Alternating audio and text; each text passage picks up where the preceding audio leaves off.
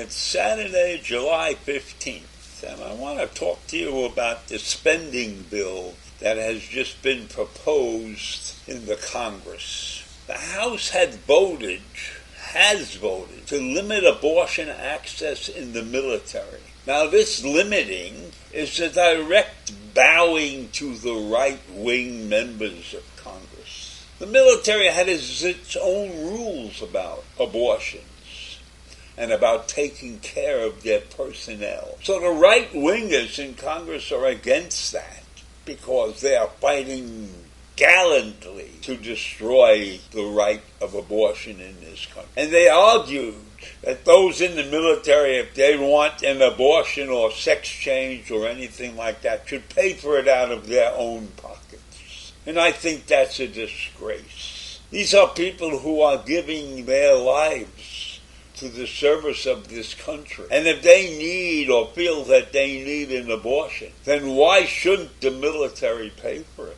Why should they be responsible for paying for it? The military people are not paid a hell of a lot of money. So these benefits are very important. And I think it's a disgrace that the House would put those kinds of rules on the military. The end result will be reducing the size of our military. And why? Why do we want to reduce the size of our military in the shape of this world? So this budget, which carries an $888 billion price tag, is in jeopardy because of this internal fight on several different areas where the right-wingers have taken positions that are counter to what most of the people in this country want. So while it seems like the MAGA majority in this Congress that's fighting this spending bill has other things on their minds besides the transgender operations and health, and coming up with a complete 100% total ban of abortions. So the Republicans have this slight majority, and the one good thing in this bill, well, there's more than one good thing in the bill, but one of the good things in the bill is that there's a 5.2% pay raise for military personnel. So in addition to the Republican fight over the abortion spending, they also wanted to cut our spending to the Ukraine. They wanted to destroy the help that we are giving to the Ukraine in their battle with Russia. But that vote was defeated.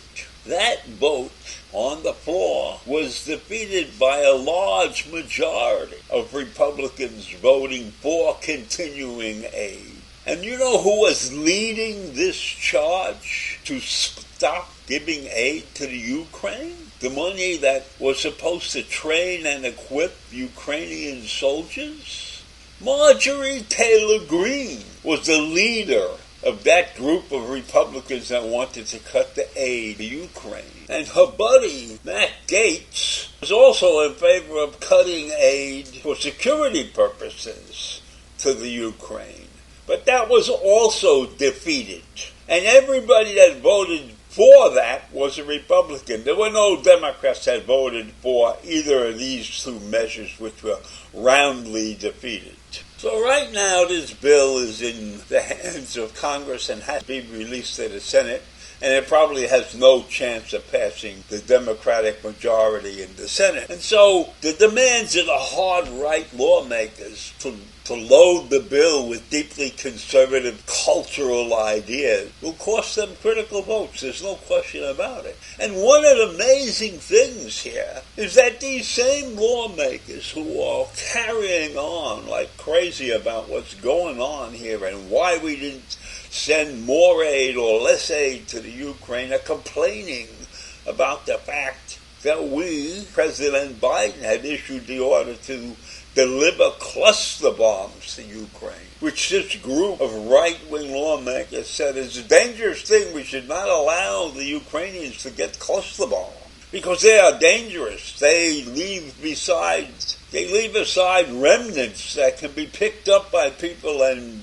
inadvertently kill citizens, etc., etc. But none of them is complaining about the fact that we haven't acted quickly enough, that we didn't get aid to Ukraine fast enough for them to really put the pressure on Russia. They're complaining about the cluster bombs. And you know what's even more upsetting when you think about it? These people are complaining about cluster bombs. But they love the Second Amendment, and they love the idea that Americans can carry concealed weapons. How about that? Why aren't these people talking about gun rights and gun violence that exists in this country? They're worried about some cluster bombs in a fight for people's lives, but they don't consider the lives of American citizens worth talking about when it comes to harnessing the gun rights. No, these same people, these very same people who are arguing against Ukraine getting the defensive weapons to win the war are the same people that are allowing 450 million guns to be in operation in the United States. Does that make any sense to you? How can they accept the fact that they love their guns, but they're against giving the Ukraine the weapons needed to win the war? Does that make any sense? No, not to me. We have a gun violence situation in this country that is unconscionable. And here we have the people who are supposed to defend us ignoring that and worrying about what the cluster bombs are going to do in the Ukraine. And Kevin McCarthy is hanging by his testicles because he can't afford to lose more than 4 votes on anything that he brings up before the Congress. And his hard-right lawmakers continue to go in and load deeply conservative cultural agenda items in any kind of critical vote that goes on. So we have a terrible mixed bag that has a lot of holes in it right now. And from what I could see, laws that are being passed in the United States are not going to do the job they're supposed to do, because those who think clearly are not necessarily in charge. We have a hard right segment of our political universe that is going to destroy this country if it continues in the way it has been. And we see it every day. So I'll leave you with those thoughts this morning. Cluster bombs versus gun violence, etc. Have a great day. Bye.